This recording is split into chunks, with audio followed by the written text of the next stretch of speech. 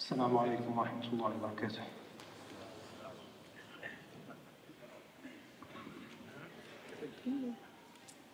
الله أكبر الله أكبر. إن الحمد لله نحمده ونستعينه ونستغفره ونعوذ بالله من شرور أنفسنا ومن سيئات أعمالنا. من يهده الله فهو المهتد ومن يضلل فلن تجد له وليا مرشدا. وأشهد أن لا إله إلا الله وحده لا شريك له وأشهد أن محمدا عبده ورسوله. يا أيها الذين آمنوا اتقوا الله حق تقاته ولا تموتن إلا وأنتم مسلمون. يا أيها الناس اتقوا ربكم الذي خلقكم من نفس واحدة وخلق منها زوجها وبث منهما رجالا كثيرا ونساء واتقوا الله الذي تساءلون به والأرحام إن الله كان عليكم رقيبا. يا أيها الذين آمنوا اتقوا الله وقولوا قولا سديدا يصلح لكم أعمالكم ويغفر لكم ذنوبكم ومن يطع الله ورسوله فقد فاز فوزا عظيما. أما بعد فإن أصدق الحديث كتاب الله تعالى وخير الهدي هدي نبينا محمد صلى الله عليه وسلم وشر الأمور محدثاتها وكل محدثة بدعة وكل بدعة ضلالة وكل ضلالة إلا وصاحبها في النار. ثم أما بعد، يقول الله في كتابه الكريم: يا أيها الناس اعبدوا ربكم الذي خلقكم والذين من قبلكم لعلكم تتقون الذي جعل لكم الأرض فراشا والسماء بناء وأنزل من السماء ماء فأخرج به من الثمرات رزقا لكم فلا تجعلوا لله أندادا وأنتم تعلمون. Allah Azza wa Jalla nous dit dans le Saint-Coran: Ô hommes, adorez votre Seigneur.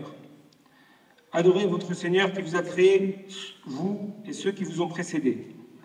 Ainsi atteindriez-vous la piété. C'est lui qui vous a fait la terre pour lit et le ciel pour toit. C'est lui qui vous a fait la terre pour lit et le ciel pour toit, qui précipite la pluie du ciel, et par elle, elle fait surgir toutes sortes de fruits pour vous nourrir. Ne lui cherchez donc pas des égaux alors que vous savez.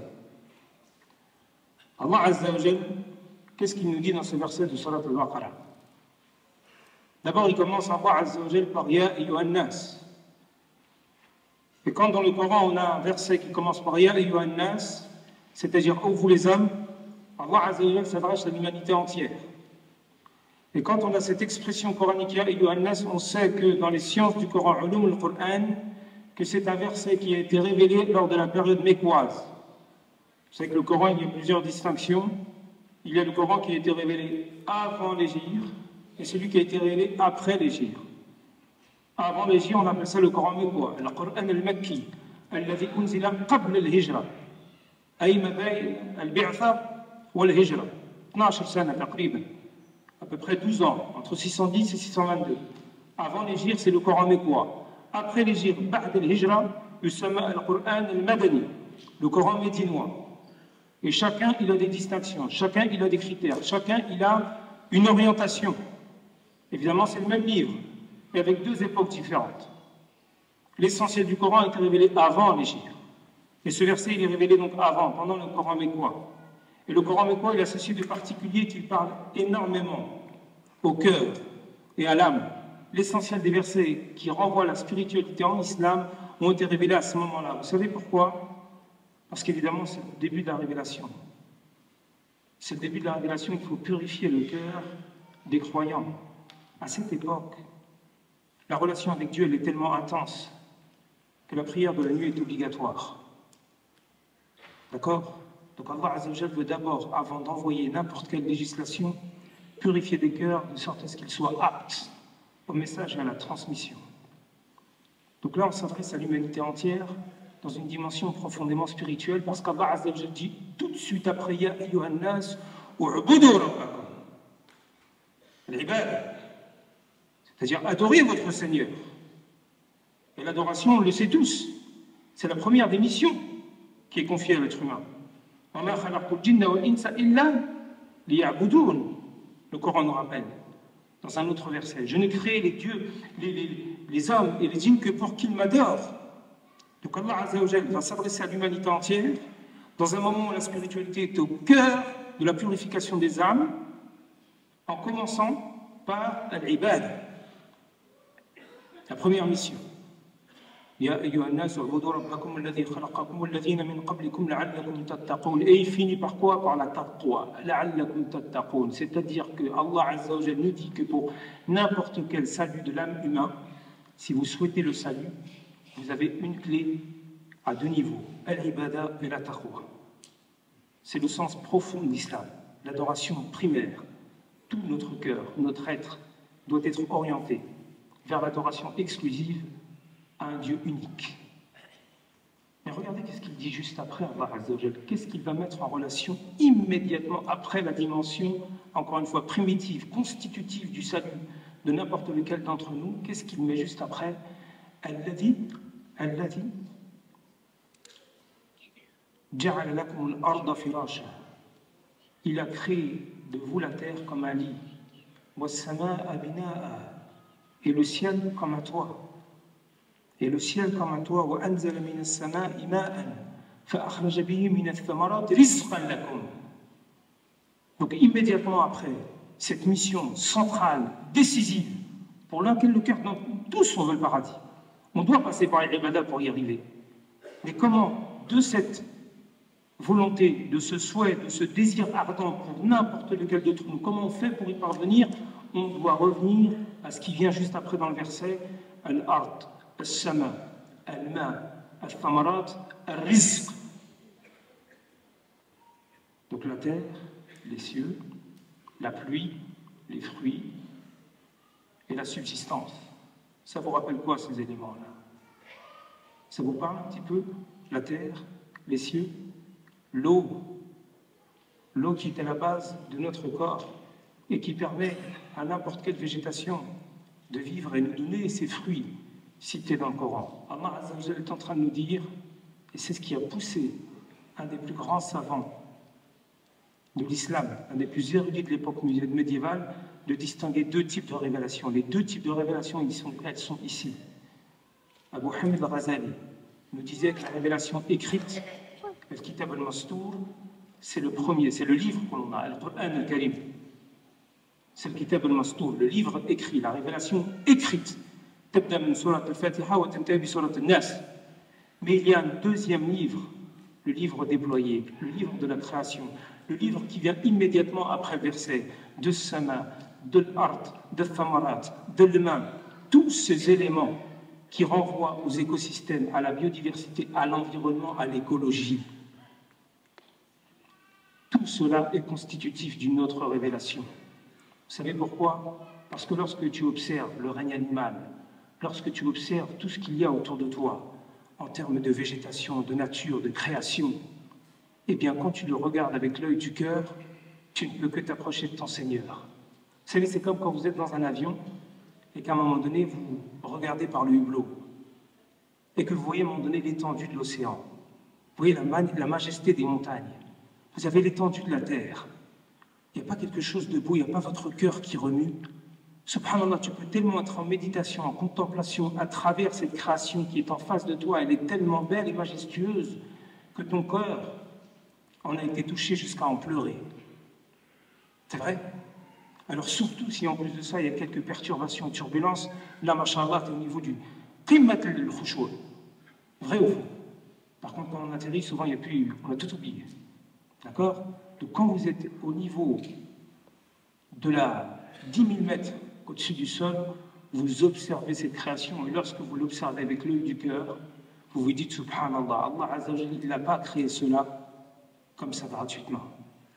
Elle est là la révélation déployée, la deuxième révélation citée par notre grand savant Abu Hamid al-Ghazali. Mais ce souffle coranique en matière écologique, ce respect de la création, il est tellement présent dans le Coran al-Karim que regardez ne serait-ce que le nom des sourates. Le verset que je vous ai cité, il est issu de Surat al-Baqarah. Surat quoi? al-Baqara. Ça renvoie à quoi, encore une fois, à ce qui est fawq al-ard, c'est-à-dire le règne animal. Ça veut donc dire qu'Allah Azza wa Jal, la première interpellation qu'il fait à l'humanité est inscrite dans une sourate qui porte le nom d'un animal. Mieux que ça, le meilleur verset du Coran, le verset le plus glorieux, où est-ce qu'il se trouve Ayat al-Kursi, le verset du trône? Dans sourate al-Baqara. Ça veut donc dire que le verset le plus glorieux, celui qui évoque la majesté du trône d'Allah Azza wa Jal, se trouve dans une sourate qui évoque quoi? Un animal, un être vivant.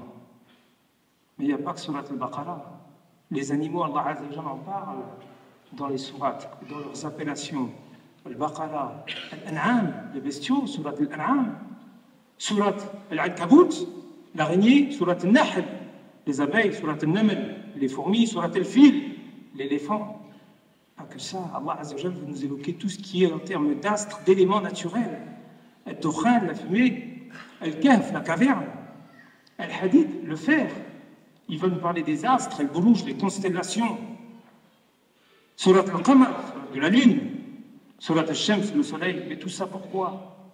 Parce que nous, on a l'habitude, tellement pris par le tourbillon de la société de consommation, que tous ces éléments tellement importants qu'Allah Azza wa Jal en a fait des titres de sourates, on les passe et on n'a plus rien qui remue notre cœur. Comme si c'était des éléments d'une grande banalité.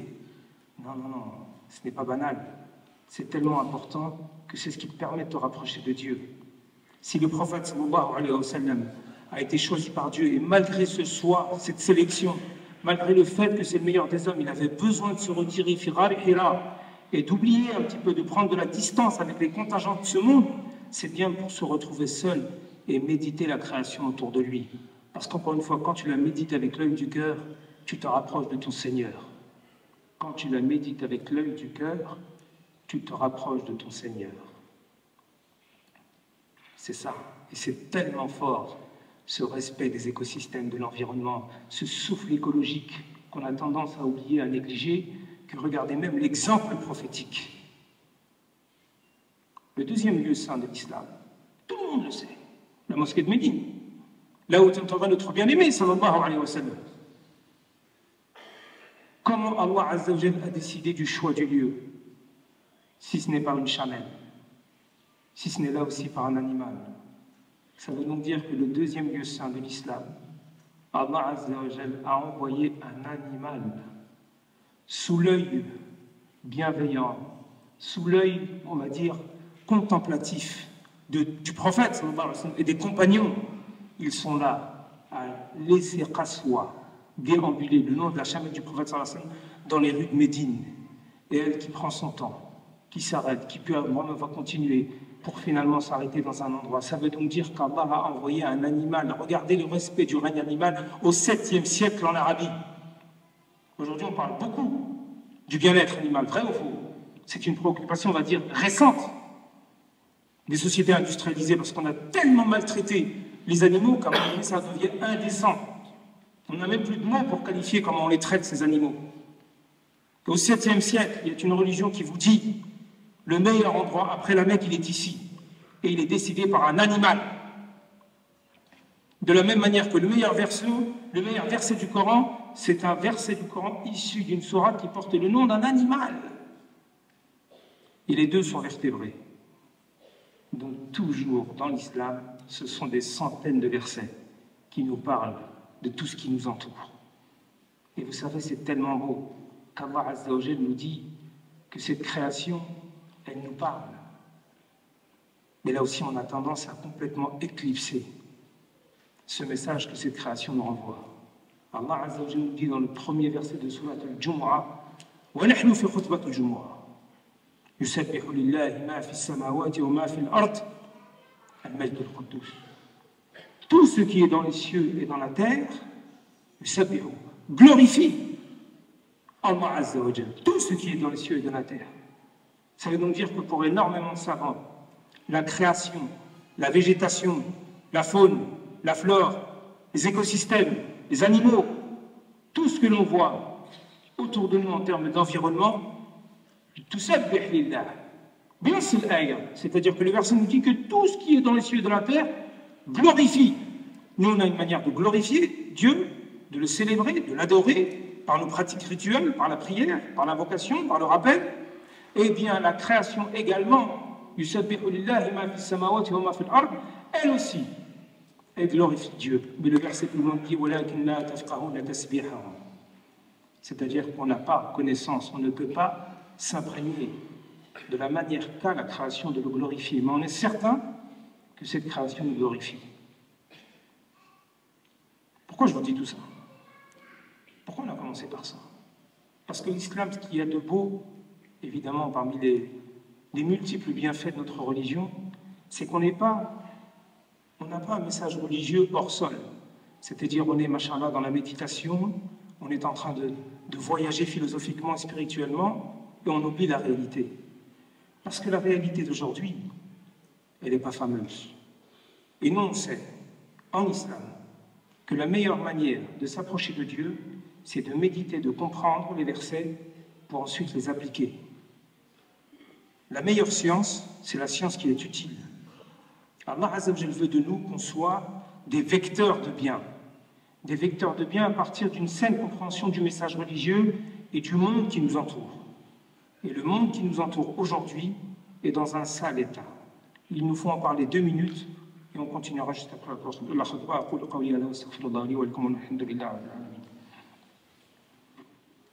Mes frères et sœurs, nous avons en face de nous un défi radicalement nouveau. Ce que je vais vous dire, ce n'est pas Nabil Nasri qui le cite. Ce que je vais vous donner comme information rapidement, ce sont les scientifiques de la planète qui nous en parlent, réunis dans un collectif, ou plutôt dans un organe qui s'appelle le GIEC, le groupe intergouvernemental des experts sur le climat. Ce sont des milliers de scientifiques répartis dans le monde entier. Ce sont des milliers de scientifiques qui épluchent chaque année des milliers d'études. Et ce sont des milliers de scientifiques qui, tous les 7 ans, publient un rapport à destination de l'humanité. C'est-à-dire qu'ils nous disent, voilà la connaissance scientifique sur le réchauffement climatique. Voilà ce que la science nous dit. Et la science nous dit que la planète se réchauffe. La science nous dit que si nous continuons comme on continue là, on est en train de mettre en péril des possibilités de vie sur Terre. Le dernier rapport du GIEC a été rendu l'année dernière. C'est 10 000 pages. 10 000 pages le rapport. D'accord? Et sur ces 10 000 pages, la conclusion, c'est de dire que si on continue à polluer, si on continue à abîmer la création dont j'ai parlé tout à l'heure, la création qui glorifie notre Seigneur, si on continue à l'abîmer, on est en train de mettre en péril une terre habitable pour les futures générations. Il n'y a pas que la question du réchauffement qui pose problème et qui va à un moment donné peut-être condamner l'avenir de l'humanité. Il y a également ce qu'on appelle l'épuisement des ressources, parce qu'on est en train de dilapider ce qu'Allah Azza wa Jalla a mis entre nos mains comme étant un dépôt. Ça s'appelle amana, ce concept coranique central. Le dépôt, Allah Azza wa Jalla nous a donné cette nature, cette planète comme étant un dépôt. Le principe du dépôt, quand on le donne à quelqu'un, c'est de le restituer à l'ayant droit dans le même état qu'il vous a été donné initialement. Vrai ou faux? Pour ça que le prophète sallallahu alayhi wa sallam l'appelait Sadiq al-Amin. Même les Quraysh non musulmans allaient lui confier des dépôts parce qu'ils savaient qu'il était intégré honnête. Parce qu'ils savaient qu'en lui donnant quelque chose au départ, quelques années, quelques semaines ou quelques mois plus tard, il allait leur restituer le dépôt dans le même état. Ça vaut pour n'importe quel bien matériel, mais ça vaut avec une perspective plus large pour la nature et les écosystèmes. Et on est en train de pulvériser la création qu'Allah Azza wa Jalla a mis entre nos mains. Réchauffement, épuisement des ressources, extinction de la biodiversité.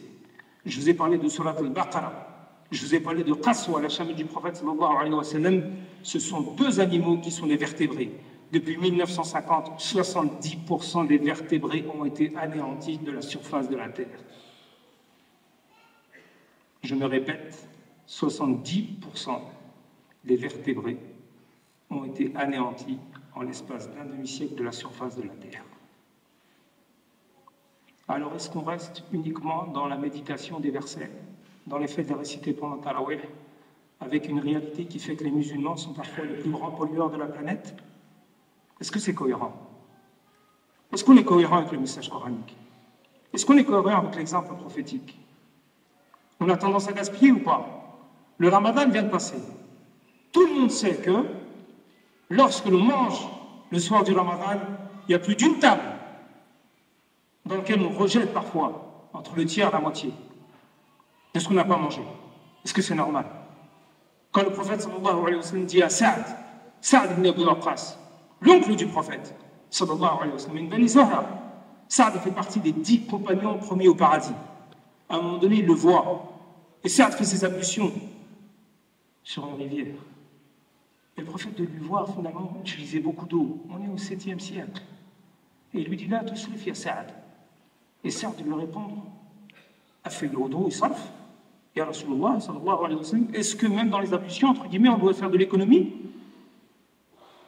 La tusrif ya Saad, walau kunta ala nahrin jari. C'est-à-dire, ne gaspille pas, ya Saad. Même si tu étais au chevet d'une rivière abondante. Être économe, être sobre, la sobriété, la modération, le fait de ne pas dilapider les ressources. Ça veut donc dire, il y a Nas, pour conclure cette khutbat al-Jumu'ah, il nous faut absolument considérer 2 choses et être dans la cohérence. Le fait que la création est un dépôt que l'on doit respecter parce qu'elle glorifie Dieu et que c'est un devoir pour nous, mais en comprenant qu'on a un défi absolument décisif qui est le défi pour la première fois qui a été envoyé à l'humanité. Il n'y a pas plus grand défi pour notre génération que celui-là, c'est mon point de vue. De garder une planète habitable, je pense qu'il n'y a pas plus autre défi, plus important. Surtout quand on appartient à une religion qui nous parle de cette nature et de cet environnement comme étant le miroir de la présence divine. Donc à nous de prendre nos responsabilités. Et 3 choses pour conclure. Prendre ses responsabilités par rapport à cette compréhension du monde et des versets, c'est 1. S'instruire, connaître, savoir ce qui se passe. نحن أمة اقرأ ولا نقرأ. اقرأ باسم ربك الذي خلق خلق الإنسان من علق. Le premier verset envoyé au prophète sallallahu alayhi wa sallam, il ne dit pas au prophète, prie, jeûne, fais le hajj. Il ne lui dit pas, prosterne-toi. Iqra. Lis. Parce qu'Allah Azza wa Jal sait que par la lecture, cette intelligence que l'on a, lorsqu'on commence à lire, on commence à mieux comprendre et on commence à se réformer. Parce qu'Allah Azza wa Jal veut encore de nous des êtres qui soient des vecteurs du bien.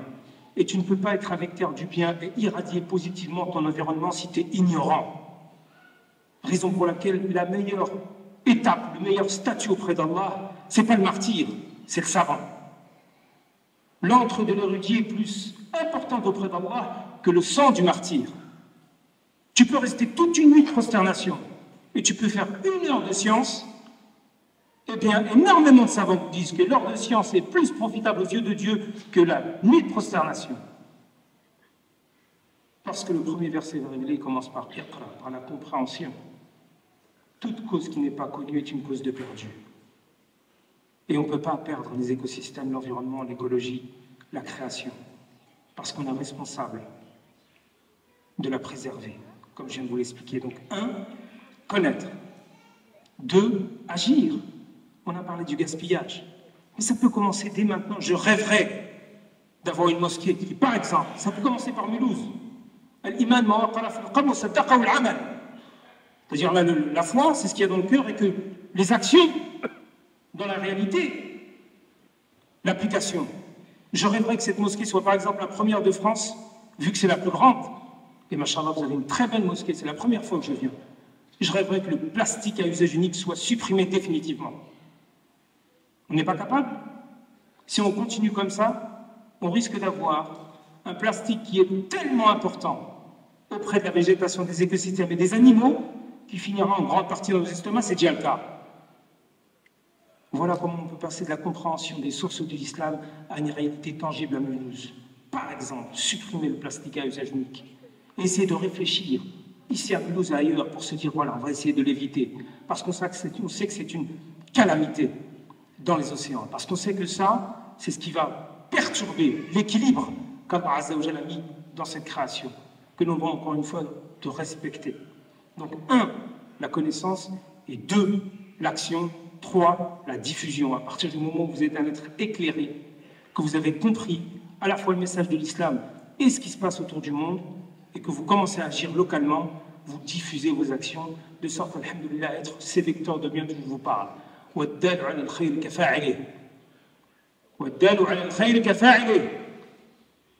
C'est-à-dire que celui qui oriente vers le bien, d'accord, c'est comme s'il l'avait fait. Par votre action, par exemple, si vous êtes la première mosquée à envisager, et ce serait bien, cette action-là, eh bien vous aurez, alhamdoulilah, la récompense de tous ceux qui vous auront confié. D'accord? Donc, barakallahu fikum de votre écoute. أقول قولي هذا وأستغفر الله لي ولكم فاستغفروه إنه هو الغفور الرحيم. اللهم إنا نسألك علما نافعا ورزقا واسعا وعملا متقبلا. اللهم إنا نسألك قبل الموت توبة وعند الموت شهادة وبعد الموت جنة ونعيما. اللهم إنا نسألك عيش السعداء وموت الشهداء. اللهم احشرنا في زمرة نبينا وتحت لواء حبيبنا اشملنا بشفاعته لا تحرمنا أجره ولا تفتنا بعده. اللهم احينا على سنته وتوفنا على ملته ولا تفرق بيننا وبينه يوم القيامة حتى تدخلنا مدخله.